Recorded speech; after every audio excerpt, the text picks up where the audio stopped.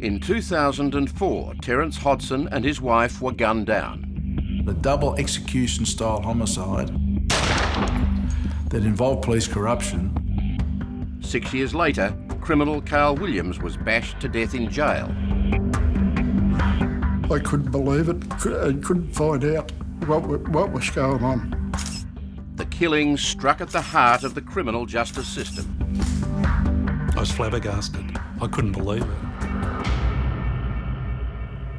Drugs, criminals and corrupt police. Welcome back to Four Corners for the first program of 2015. There's never been a period like it in Australian criminal history. 36 people murdered in 12 years of slaughter within Melbourne's gangland community from 1998 to 2010. For the wider community, the gang war is now old news, but two cases in particular have left a stain on the Victorian police force over its failure to protect important police informers whose evidence was crucial to exposing alleged corruption in the force and alleged police involvement in murder. Tonight, in a joint Four Corners Fairfax media investigation, Nick Mackenzie sheds fresh light on the cold-blooded murders of Terrence Hodson and his wife Christine at their Melbourne home, as well as the brutal slaying of notorious underworld criminal Carl Williams in his prison cell. Tonight's program features the two detectives at the heart of the Hodson case, who have decided to air their misgivings about the way that investigation was mishandled in an apparent attempt to contain a developing police scandal and dodge a royal commission. There are also new revelations in the Williams case. Here's Nick Mackenzie's report.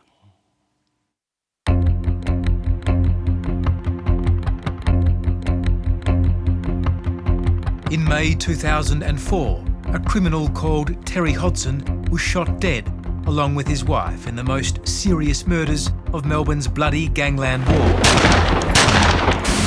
The chance to solve this double homicide died 6 years later with another murder, that of gangland boss Carl Williams. These three deaths amount to one of the most serious attacks on the criminal justice system in Victoria's history, as two of the key insiders in the case reveal on Four Corners tonight. The double execution style homicide that involved police corruption, well, you tell me. It went to the very heart of justice for Victoria Police and the Victorian community.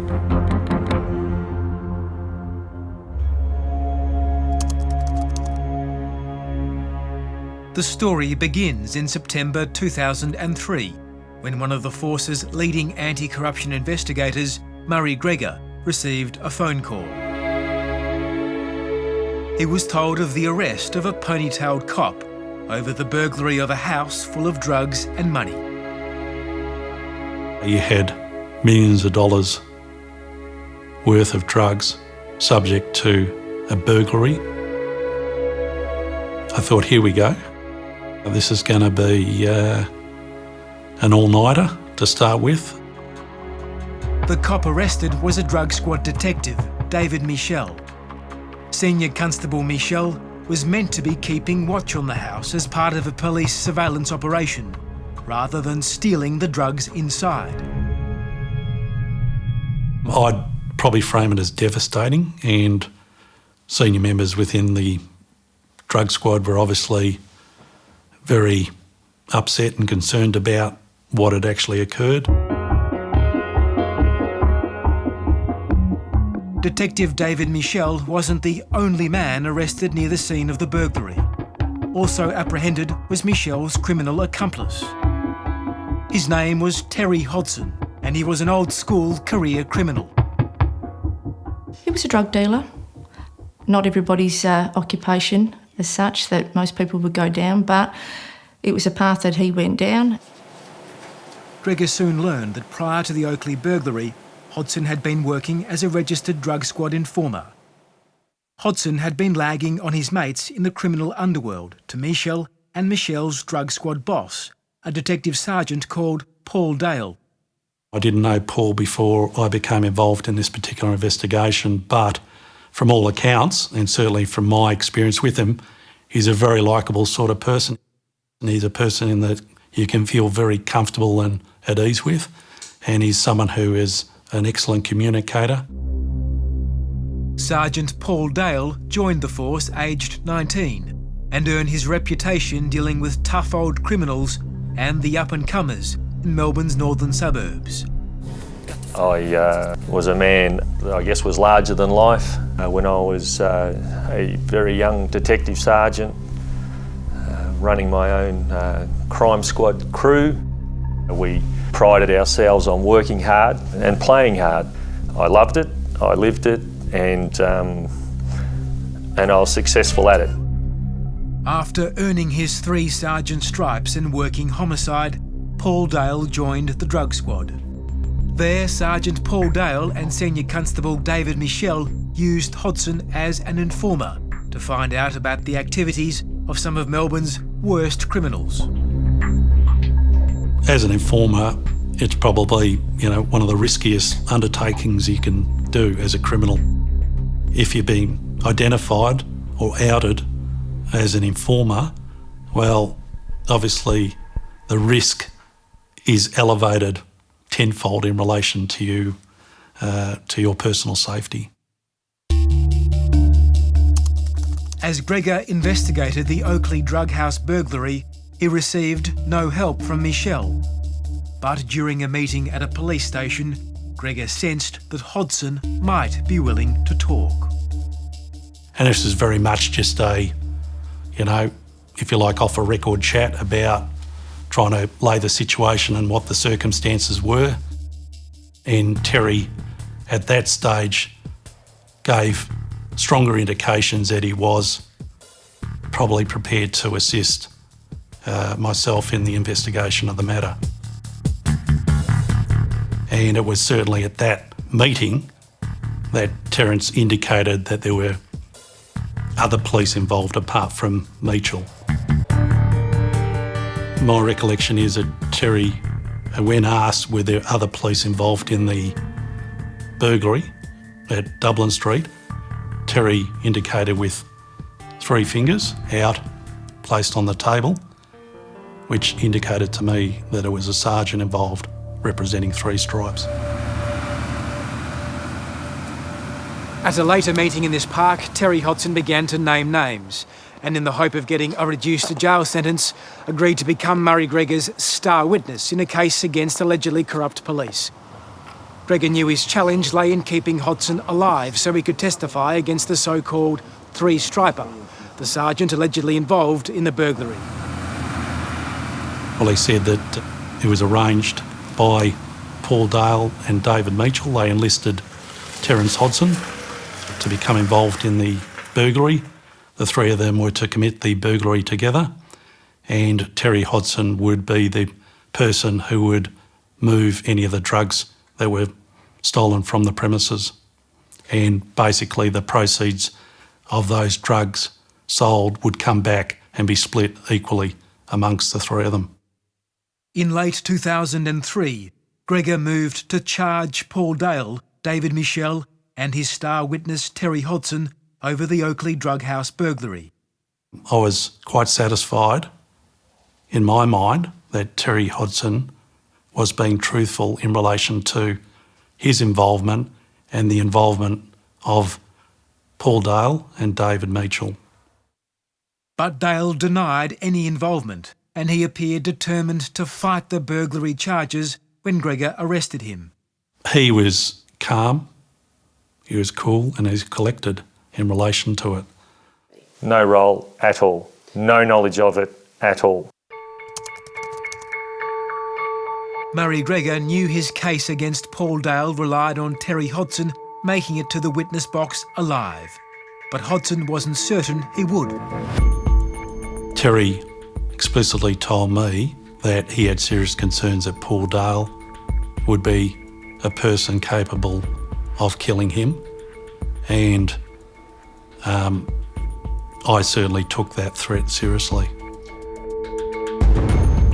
There were also plenty of criminals who could have wanted Hodson dead because they suspected he was a police informer. Get flopped. He said he was a dead man walking. That's why he said he didn't know if it'd be the police or if it'd be the crims that would come and kill him. What did you think? The police. My instant reaction was, Terry, you got to get in the witness protection program. I said, what is it going to take to get you in that? Nowhere else. He was asked to go into witness protection, and at this point, Mandy and Andrew were both on board, and my mum was prepared to go, and I said no. Why? Because I just recently got married and had a baby. I won't hurt you.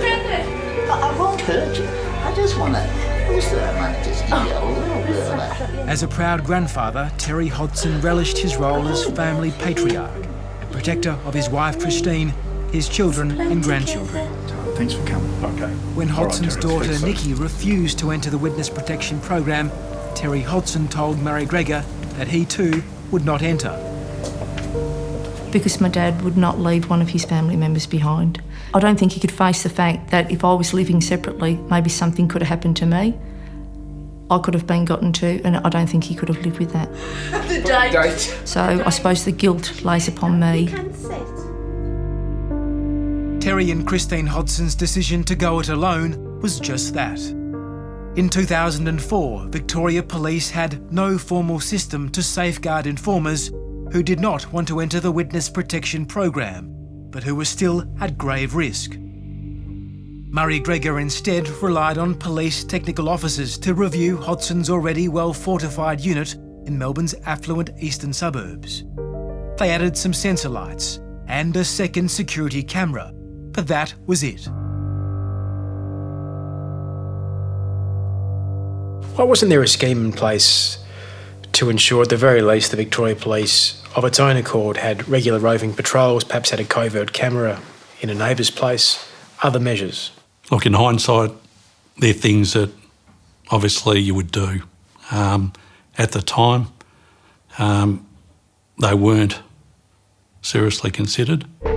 Nor, it seems, was a proper recording system. Hodson was told to use a cheap VHS system with 7 tapes, marked Monday to Sunday. Gregor and experts say this was outdated and easily defeated. Look, I think it comes down to dollars and cents, Nick. It's a dollar decision at the end of the day. Pretty poor decision, given a man's life's on the line. Disappointing decision, absolutely. In early 2004, Murray Gregor had a dramatic discovery. His finding allegedly placed Paul Dale in bed with one of the most feared men in Melbourne's underworld. Terrence informed me that Paul Dale had been involved in a corrupt relationship, or was involved in a corrupt relationship with Carl Williams and his crew.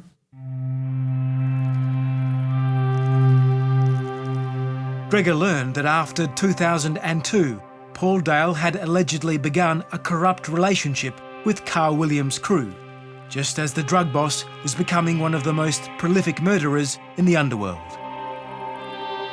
It's an extraordinary allegation that Carl Williams' father, George, himself a criminal, says is true, telling Four Corners that Paul Dale was paid off by his son in return for information. I know on one occasion he got $6,000 off me to give to him, but I assume that he paid him on other occasions as well. Was Carl pretty happy that he had a policeman, as you say, in his pocket? In one way he was pretty happy about it because he was getting the information, and in the other way, once you start dealing with him, there's no turning back.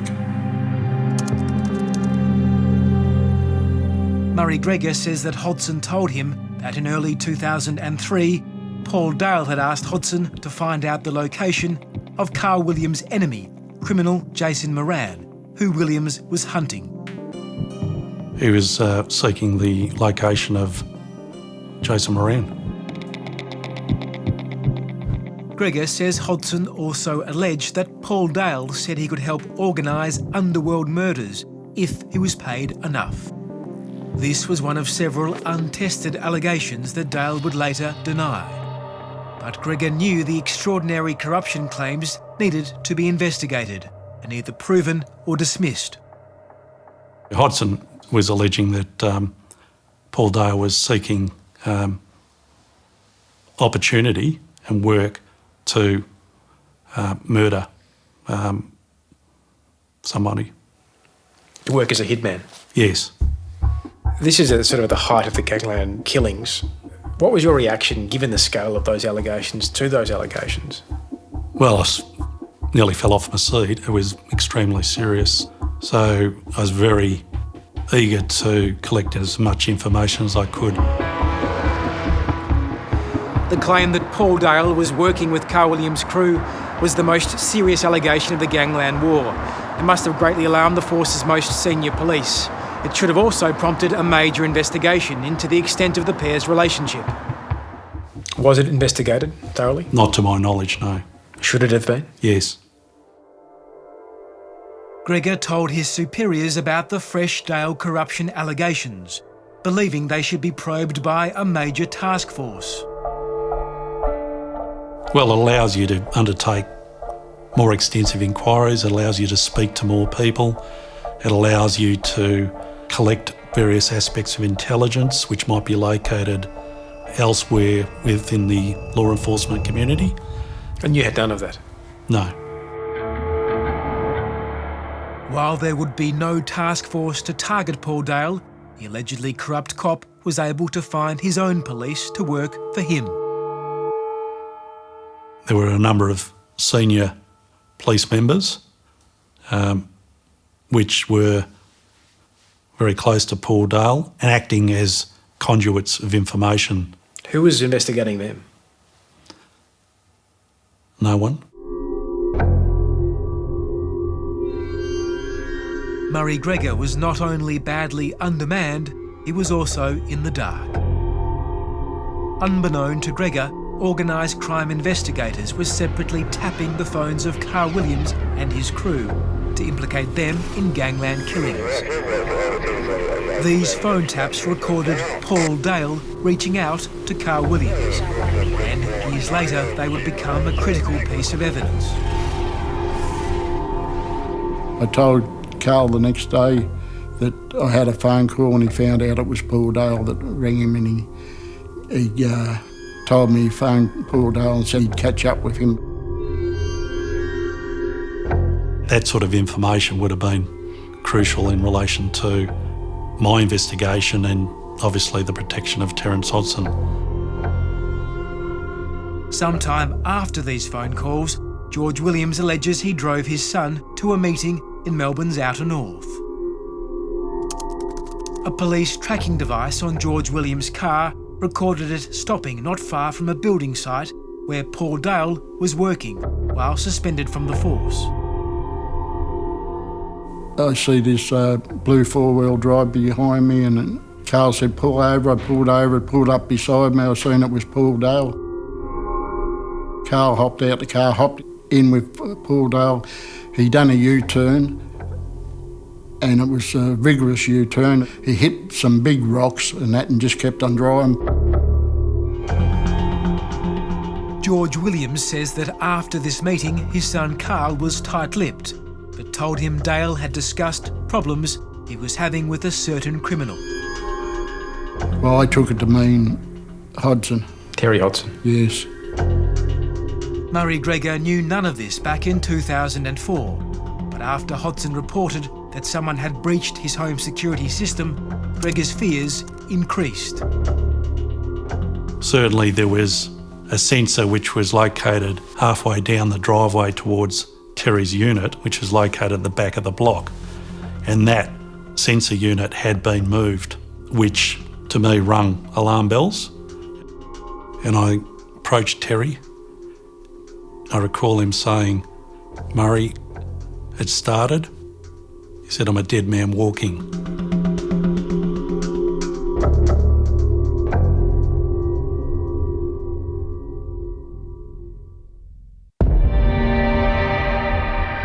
It was last night just after 6 that the man and woman were found. The killing points to a direct link between the spate of gangland murders and police corruption. Okay, won't be too long, take care, bye. It was late evening. I didn't know at that stage, certainly the enormity of the investigation as it would then unfold. On Sunday evening, 16th of May 2004, Homicide Detective Senior Sergeant Charlie Bezzina was called to the home of Terry and Christine Hodson. Your eyes are going left, right and centre because you are observing as you go. You've got to let the crime scene tell you a story. And the story this was telling me was that there was no signs of forced entry, and it was pretty impregnable. There's one way in, there's a front door. There was a couch behind them. They'd been quietly smoking a roll-your-own cigarette there, which was still on the coffee table. So I suppose what would run through their heads is basically saying, well, no, the worst case, we're not going to get killed until such time, look, I need you to get on your knees.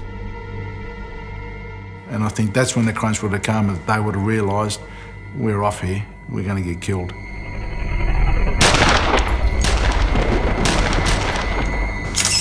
Terry Hodson and his wife Christine had each been shot twice in the back of the head.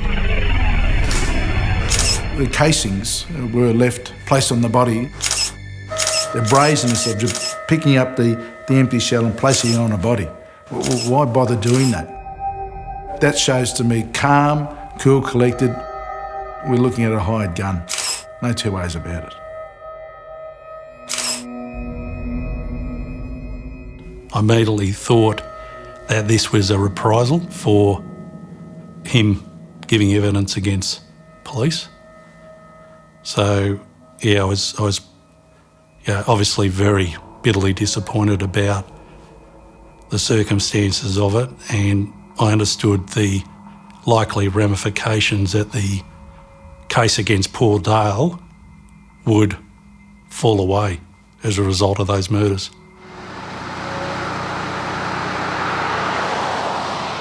Gregor says that within hours of the murder, senior police moved to play down the possibility that corrupt police might be involved, a position they would cling on to for years. I think it's too early to say that these are definitely related to the gangland killings. We haven't made that call, and I think we're some way from making that call. It was a potentially dangerous move.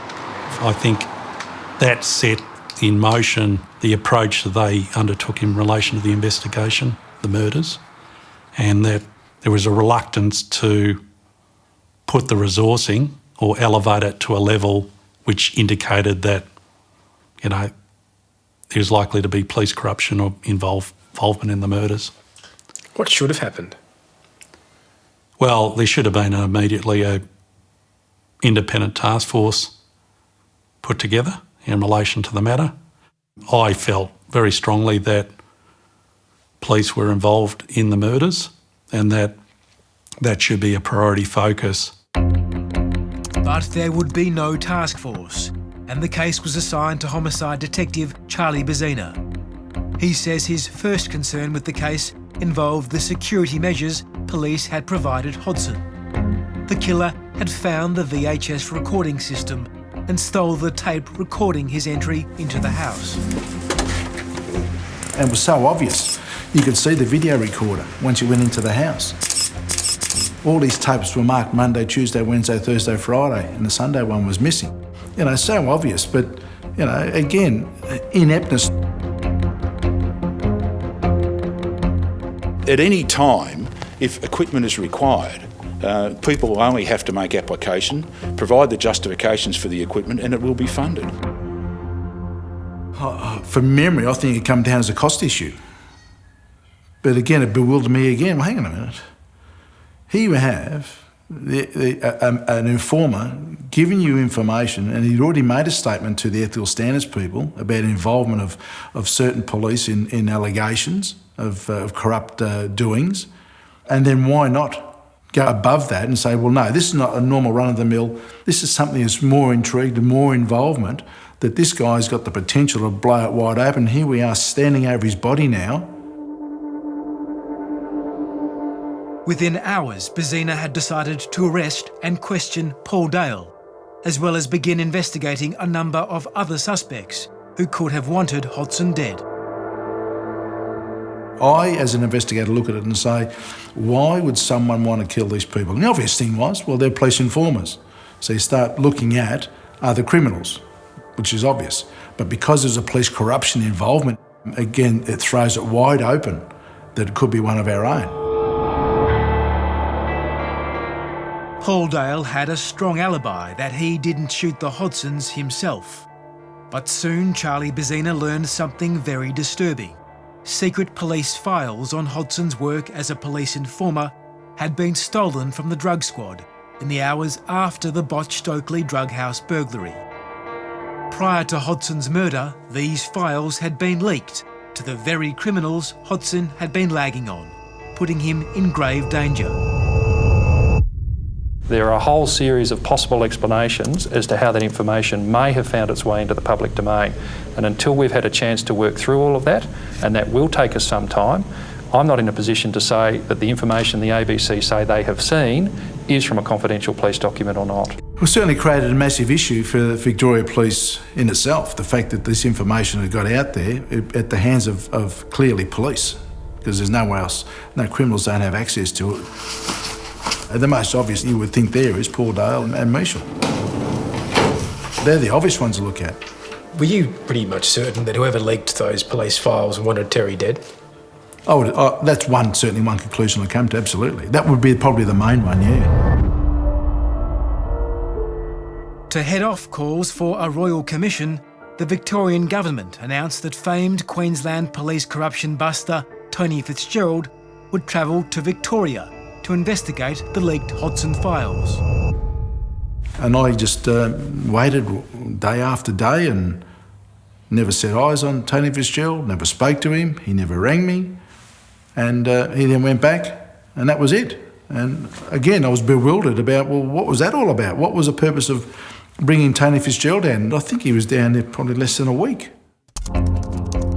Tony Fitzgerald's brief may have been narrow, but he still named Paul Dale as the obvious suspect in the theft of the Hodson files. Yet in a finding seized on by senior police, Fitzgerald produced no evidence linking Paul Dale or police corruption to the Hodson murders. The point I would make is that we need to operate on the basis of evidence, and until we get evidence that can prove the connection, I maintain that there is no proven connection between the two. But the man responsible for finding this evidence, Charlie Bezzina, says that like Murray Greger before him, he was in the dark about all the information police held about Paul Dale's links to Carl Williams, including crucial phone taps. And Bezzina says, like Greger, he too was undermanned. It was growing bigger and bigger, and I obviously thought to myself over a period of time, well, why has this been left with me? It just seemed it was being treated like a normal homicide investigation. And they should have thrown this dedicated task force from the very outset, because blind Freddie could have seen the tentacles this was leading to. Tonight, Murray Greger reveals that he was so concerned at the force's handling of the Hodson murder case, he broke ranks. He called Victoria's newly created anti-corruption agency, the Office of Police Integrity, or OPI, to raise concerns that not enough was being done to investigate Paul Dale. I had concerns about the associates of Paul Dale, who were current serving senior members of Victoria Police, who were apparently engaging in questionable activity. I had submitted that information through to ESD Command, and the information that came back to me was that there was no desire or willingness to explore those issues, and it didn't sit comfortably with myself, so I made the decision to go to OPI in relation to the matter. Murray Greger soon found himself looking over his shoulder. Certainly, I subsequently did receive some threats, yes. What sort of threats? Phone calls in the night, things of that nature. And what was said? There were. All I'll say in relation to the matter is it was very clear that people were not happy with my involvement in the matter. Because you were prodding things, weren't you? I was trying to, yes. For the next 2 years, the Hodson murder case stalled. Then an extraordinary development. Carl Williams had begun a 35-year sentence in Barwon Prison, and after serving less than a year, he reached out to Deputy Commissioner Simon Overland and said he had a story to tell. Carl Williams' allegations would place police corruption at the very centre of Victoria's most significant gangland killing. He was very worried, yes. He knew the consequences, what could happen, but the police assured him that he would be safe. Aiming to cut his jail time, get significant inducements for his family, and possibly pocket $1 million reward, Carl Williams alleged to police he'd helped organise the murder of Terry Hodson at the behest of a policeman who Williams claimed he'd been bribing for years, Paul Dale. George Williams says his son told police it was at the meeting in Melbourne's north that the murder was, according to Carl Williams, allegedly commissioned. At the meeting with Paul Dale, he wanted to get someone to get rid of the Hodsons. Hodson, not Hodsons, Hodson. Carl Williams later also alleged he'd helped find a hitman to murder Terry Hodson, notorious gangland killer Rodney Collins. Collins went to see Carl to get payment, and Carl said it weren't supposed to be what happened with the lady. He said these things happen or something. When you said Carl said to Rodney Collins, what happened to the lady, what do you mean? Well, why did they kill the lady? Why did they kill Mrs. Christine Hodson? He asked him to get rid of Terrence, not Christine. But I suppose that's just a natural thing. She's a witness. So whoever done it, if Rodney did do it, he wouldn't leave a witness around. Carl Williams' allegations rocked the police force because they suggested what had been downplayed for so long, that a cop was allegedly involved in a gangland murder. What we said all along is when we find evidence of it, we would pursue it. I don't have to protect anybody. What I'm doing in Victoria Police and what people like Simon Overland and the management of Victoria Police are doing is trying to create an organisation that is corruption resistant and that the community trusts. Faced with Carl Williams' allegations, Simon Overland moved swiftly. He created a major task force that, during the next 2 years, would slowly piece together the information that Murray Greger and Charlie Bezzina never knew about. Old phone taps and other evidence that would lead police to charge Paul Dale in 2009 with the murder of Terry Hodson. Paul Dale was a person of interest throughout. We will be alleging that he commissioned the murder. Dale maintained his innocence and attacked the credibility of Carl Williams. I'd like to ask people to probably look at the details of the person making the allegations, firstly, and then secondly, look at the motivation behind what he's done. I think with Carl Williams, yes, he'd been involved in murders. You're not going to have honest John Citizen come forward and say, listen, I'm going to tell you about 10 underworld killings, because they won't know. But Carl Williams was in the business of knowing. So, yes, his credit's going to be attacked, but I think you're going to be able, they would have been able to go away and corroborate it through some telephone intercept material that they collected over 7 or 8 years, a whole range of things. I'm totally innocent of the murder of Christine and Terrence Hodson. After 5 years of investigations, police have laid charges over the murder of police informer Terrence Hodson. Paul Dale was once a detective sergeant in the drug squad. He's now accused of organising one of Victoria's most notorious murders. After Dale was charged, Carl Williams was outed in the underworld as a star informer, helping police. Soon, word spread that Williams was not only helping police solve the Hodson murders, but other unrelated gangland killings as well. Oh, they wanted him to talk about anything that he knew. And they wanted to download him completely.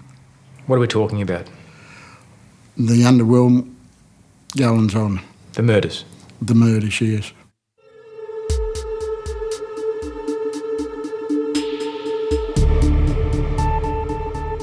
The question would be, in a lot of, I suppose, prisoners' minds, who's he going to talk about? What's he going to say? What have I actually told Carl Williams? Is he going to lag on me? So there's a whole range of things that would be going through many criminals' minds. Detective Senior Sergeant Ron Iddles, a veteran of the homicide squad, was working on unsolved underworld murder cases when Williams began helping police. One such case involved the murder in 2000 of Carl Williams' bodyguard, Richard Mladnich. Richard was an associate of Carl Williams, and Carl Williams had a philosophy, and it was something like this. Those who know don't talk, and those who talk don't know. But what Iddles did not tell the public was that Carl Williams had by 2010 hinted he could help solve the Mladnich murder. This meant Williams potentially implicating a close associate, a feared underworld criminal called Rocco Arrico. They were pretty good mates at one stage for about 4 to 5 years. They used to venture out together and do a lot of things together. So Rocky knew Carl's secrets and Carl knew Rocky's secrets? Yes, yeah. Ron Iddles? Ron Iddles declined to speak to Four Corners about the Mladnich case or his suspect Rocco Arrico because it is an ongoing inquiry. But Four Corners has learned that Iddles planned to visit Carl Williams in Barwon Prison and see if he would implicate Arrico in the murder. It's a development which put Williams in grave danger. It's obvious that, not only Rocky, it's a lot of other people too that would assume that if Carl's talking about Dale, he'd be talking about them. Ron Iddles would never get to meet Carl Williams and see if he would inform on Rocco Arrico. By April 2010, Williams was in a maximum security compound in Barwon Prison with 2 cellmates, both notorious underworld figures. But police and prison authorities had overlooked some crucial details. One of these 2 cellmates was Matthew Johnson, a notoriously violent criminal who hated police informers. The second cellmate, who can't be named for legal reasons, was a close associate and in phone contact with none other than Rocco Arrico. You're giving me some information now which I've never heard of before, and that is that Rocky Arrico was ringing in that cell. If I had known that, of course I would have been concerned. I was flabbergasted. I couldn't believe it. I thought, how could this be allowed to happen? As he read the morning paper, Carl Williams was felled from behind.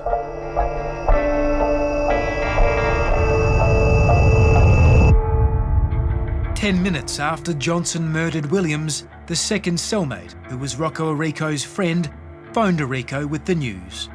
It would take 27 minutes before the prison guards responded to the murder.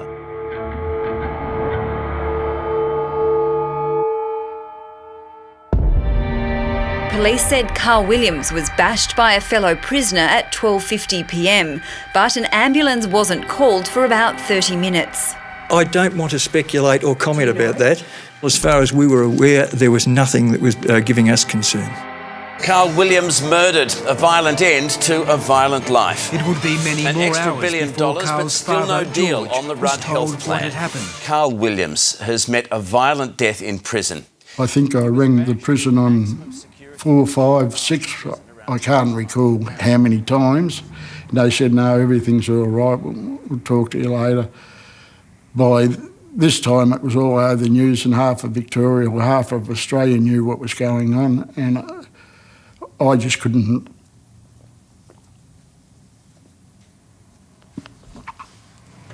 You couldn't find out? I couldn't believe it. I couldn't find out what was going on. What actually happened, as I say, is really, really clear, but how it was able to happen and why it happened will be key questions that we need to answer. Prison staff tried to revive him, but he went into cardiac arrest. I'm hoping it's just really a poor decision-making process and it wasn't something more sinister. But you wonder how many of these bad decisions can occur in a particular investigation. The police case that Paul Dale organised Terry Hodson's murder relied on keeping Carl Williams alive. I can't say yes, I would forgive him, but it would have been nice that he actually had the opportunity to give his evidence, the same as Dad. They both didn't get their opportunity. The police will always be, in my eyes, guilty. They have to be held accountable. Their duty of care failed. Whether my mum was forced to watch my dad get murdered or vice versa, I'd hate to even think what they were going through, and that's always gone through my mind many, many a time, and I've cried many a tear over it. Williams' death has prompted a still ongoing inquiry about whether it was, as police suspect, Rocco Arico who gave the order to have Williams killed. Paul Dale was not involved with Williams' death, but outgoing Police Chief Commissioner Ken Lay recently told a still unresolved coronial inquest that police still believe Paul Dale is responsible for the murder of Terry Hodson. Dale denies this, and the counsel assisting the coroner says there's not enough evidence to say just who killed the Hodsons. Former Chief Commissioner Simon Overland, who oversaw the Hodson and Williams murder probes, declined to comment to Four Corners, as did his predecessor Christine Nixon and his replacement Ken Lay. But recently there's been another major development. Victoria's anti-corruption body has launched an inquiry into the force's alleged mismanagement of a third gangland figure who was helping police on the Hodson case. Tonight, Ron Eddles tells Four Corners he refused an order from Simon Overland to take a statement from this figure because doing so could have exposed them to underworld reprisals or even death. I had a conversation with that witness and said, if I take this statement, these are the likely implications. So I didn't take the statement. So sometimes I think the priorities are wrong. Yes, we all want to have a successful outcome in relation to court cases, but I don't think we do it at the expense of a witness' life. Ron Eddles now heads Victoria's police union, and he, along with Bazina and Gregor, say reforms are needed to better protect witnesses and informers, including those who don't want to join the witness protection program. If someone doesn't sign up, we need to look at how are we going to look after that witness that hasn't totally signed up to go. And it may be, still could be a relocation, could be security cameras. We often forget, once a witness has given its evidence, sometimes we think, well, that's it, job's been done, we got the conviction, let's move on. That witness is still at risk for the rest of their life. It is very delicate, it is volatile in running police informers and looking after witnesses. We do need outside organisations looking at us and saying, well, right, you're not doing that properly.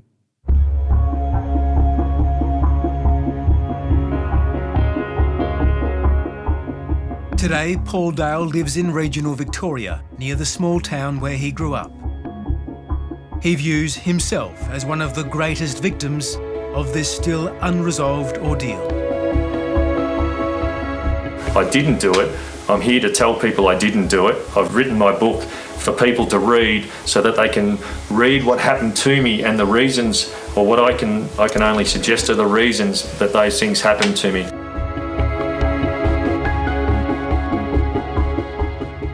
Do you think Paul Dale may have gotten away with murder? Yes. How does that sit with you? Not very well.